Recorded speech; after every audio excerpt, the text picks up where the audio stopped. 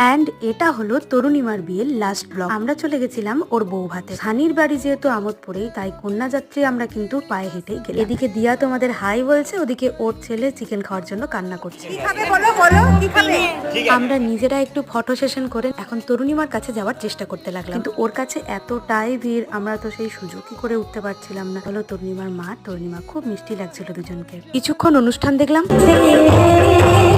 আমরা গেলাম আবার স্টার্টারের দিকে। প্রথমে খেলাম পাপড়ি চাট, তারপর আমি খেলাম ড্রাই চিলি চিকেন। এটা খেতে খুব টেস্টি ছিল। সৌমি নিয়েছিল এরকম একটা ভেজের আইটেম, এক্স্যাক্টলি জানি না এটা কি, কারণ আমি খাইনি, তবে ও বলছিল খুব সুন্দর খেতে। বিয়ের এই 4টে দিন সত্যি খুব আনন্দ করেছি আমরা। আসলে এখন তো আর বান্ধবীদের সাথে সেইভাবে দেখা হয় না বিয়ে বাড়ি ছাড়া, তবুও মায়েদের মুখে থেকে যখন শুনি আমাদের বন্ধুত্বটা সেই স্কুল জীবনের মতোই থেকে গেছে, শুনে কিন্তু খুব ভালো লাগে। বেঁচে থাক আমাদের বন্ধুত্ব, আর বেঁচে থাকুক তোমাদের সবার স্কুল জীবনের বন্ধুত্ব।